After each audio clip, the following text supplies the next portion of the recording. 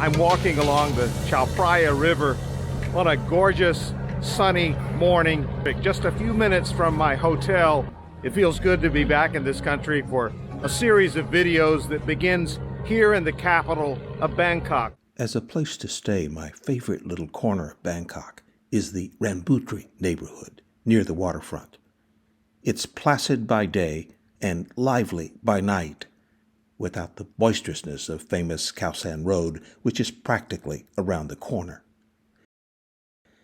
It's a great place to stroll and eat, or you can pull up a chair at an outdoor cafe and watch the party boats glide by. Another thing I like about the neighborhood, a short hop by tuk-tuk gets you to one of Bangkok's canal boats.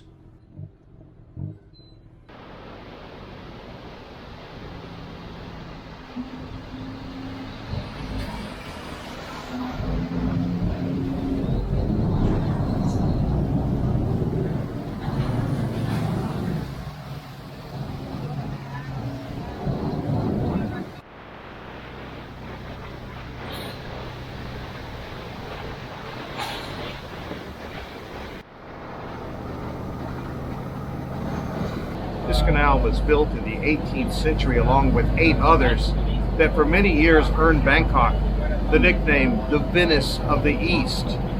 Only 3 canals remain. The others were filled in to make way for streets. If you come here, you'll want to hop on one of these boats if for no other reason than to experience a slice of Old Bangkok.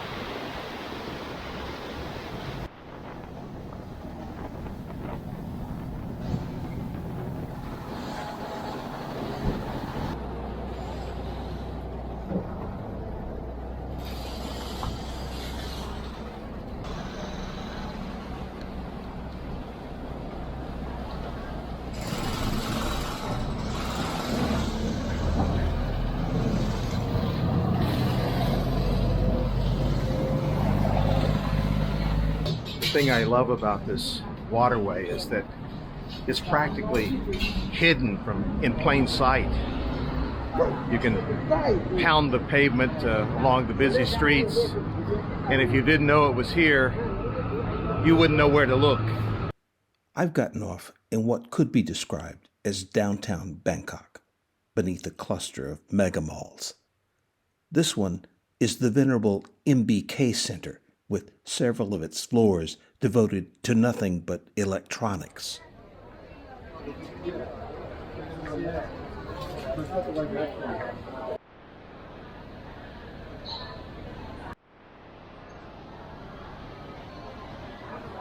If you come here, be sure not to miss the 6th floor food court for lunch. And I'm talking real food. Buy a prepaid food card, present it for whatever and wherever you choose to eat, and when you're finished, take it back for a refund of whatever's left on the card.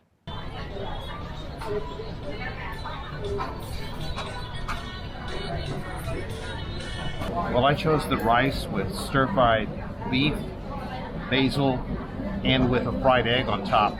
And I gotta tell you, it's, as I expected, delicious. Street food never tasted so good in such a comfortable setting as this. And did I mention the cost of this lunch is 75 Thai baht, which is about $2.35 US. Can't beat it.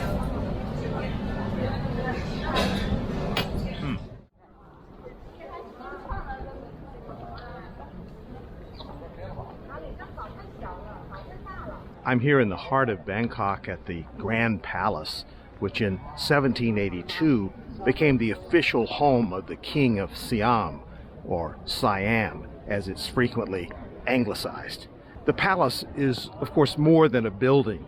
It's a collection of buildings in a sprawling rectangular complex surrounded by walls, and it happens to be one of the biggest tourist attractions in all of Thailand.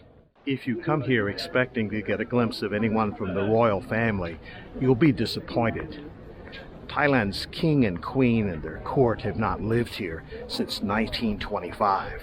They have palaces elsewhere. But important royal functions still occur here, and this continues to be a working palace with a number of royal offices located on the premises. It's also, as I mentioned, a huge tourist draw, with Thais admitted free and foreigners paying 500 bahts, or about $15. Historically, Siamese kings like to build their capitals near Wats, which helps strengthen their authority and give it legitimacy with its close association with Buddhism. That's been the case each of the several times that Thailand's capitals were moved. And in this case, the Grand Palace was built very near to Wat Pho, which already existed.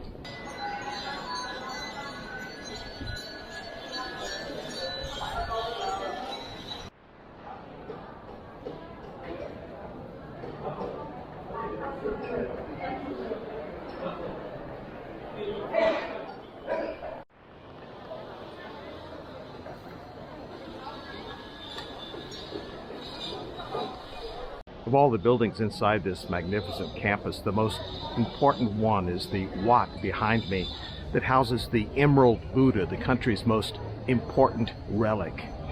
You can go inside and see the Buddha, as I did, but photography isn't allowed. A couple of things about this Buddha. Although it's very impressive, it's only 26 inches tall. And although it's called the Emerald Buddha, it's actually made of jasper, with the Buddha's clothing made of gold. The Thais brought the Buddha from Cambodia in 1432, where they captured it at Angkor Wat. And in quick succession, it was taken to Ayutthaya, the ancient Thai capital, then to Laos, then back to Chiang Rai in northern Thailand, and the city's ruler there protected it for a couple of years, and then it rambled around northern Thailand and Laos again for 2.5 centuries until it was finally returned to Bangkok, where it came to rest in this Wat, built in 1789 specifically to house it. The Emerald Buddha is considered a sacred palladium of Thailand, that is, an object of antiquity upon which the safety and security of the nation depends. As I walk down these steps with the royal pantheon behind me, it just makes you realize what a stupendous place this is. It has been for centuries. The kings of Siam certainly knew how to build things and to reflect praise and honor not only on Buddha, but upon themselves with these magnificent temples and meeting halls and gardens. The grand buildings of this palace grounds don't only reflect the glory of the past in Thailand, but they reflect the splendor that the current monarchy strives to project.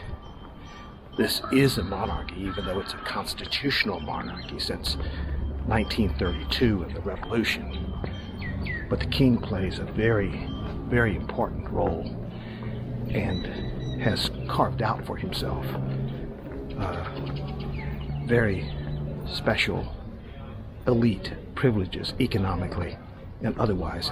If you travel around in Thailand, not only in Bangkok, but even in small towns and villages, you will see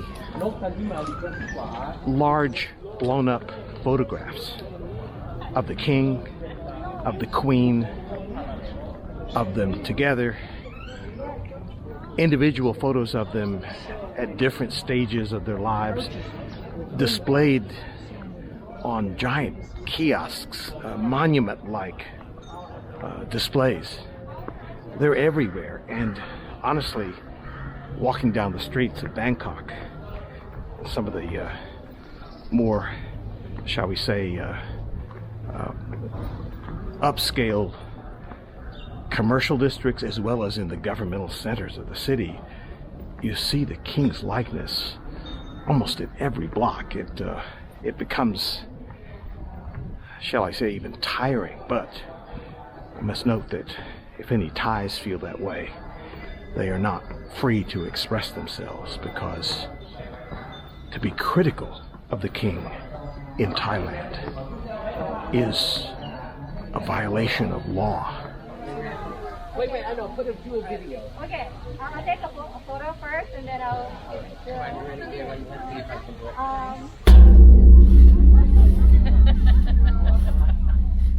I'm in one of the most revered of Bangkok's many Buddhist temples, or Wat Pho, which is older than Bangkok itself, going back to when there were only small villages along the banks of the Chao Praya River, and well before the founding of Bangkok in 1782.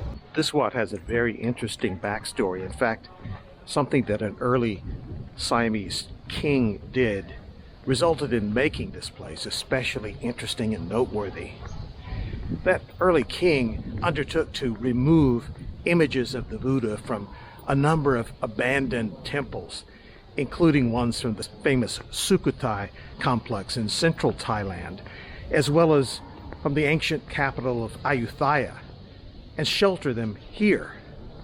As a result, there are more than 1,000 Buddhas in this complex, the largest collection of any Buddhist temple anywhere. Of all the Buddhas here, the one that most people come to see is the famous reclining Buddha, which is housed here in its own pavilion. This is one of the largest Buddhas in Thailand, some 16 meters high and 46 meters long. Just the soles of its feet are 3.5 meters wide. Because it fills so much of the pavilion for which it was built, it's only possible to view it from up close, which makes it really hard to appreciate just how enormous it is. The reclining Buddha wasn't brought here. It was built here in 1832 by then King Rama III. And in case you're wondering, the core of it is made of brick, which was then modeled and shaped with plaster and then gilded with gold.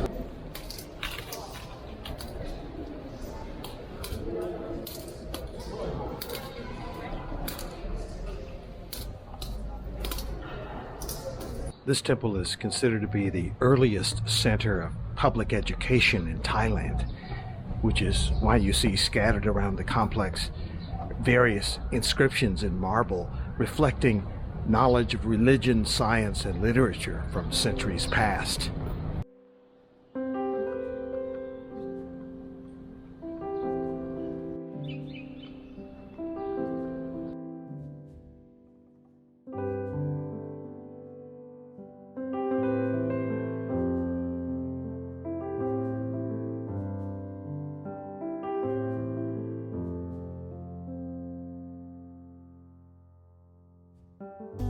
If I were in Bangkok and could visit only one temple, I think I would come here.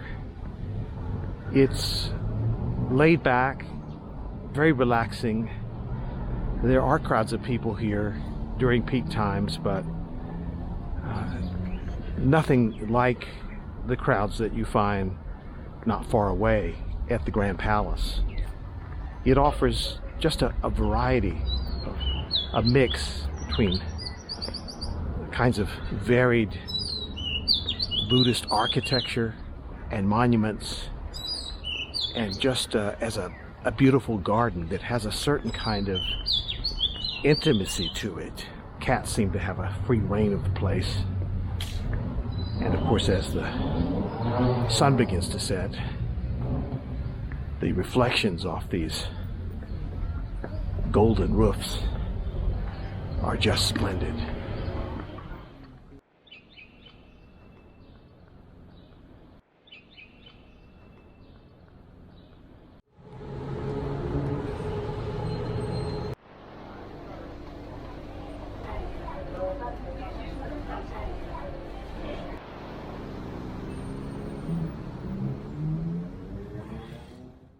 As a place to take a time out, you could do no better than Lumpini Park in the heart of the city, and like everything else, easily accessible by public transportation.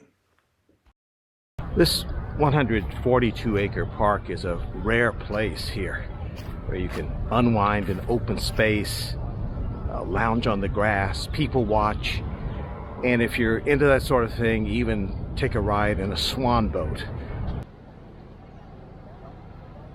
This place was once the private property of King Rama VI, who donated it in 1925 for use as a park. And if you're wondering about the name, although the spelling differs slightly, it was named in honor of the birthplace of the Buddha in Nepal. It's been a favorite escape for Bangkok residents for nearly a century, minus a few years during World War II, when the invading Japanese turned it into an army camp. This is also a bird sanctuary, which makes sense, being a great open space surrounded by skyscrapers. But the most talked about creatures in this park are giant lizards that are found here.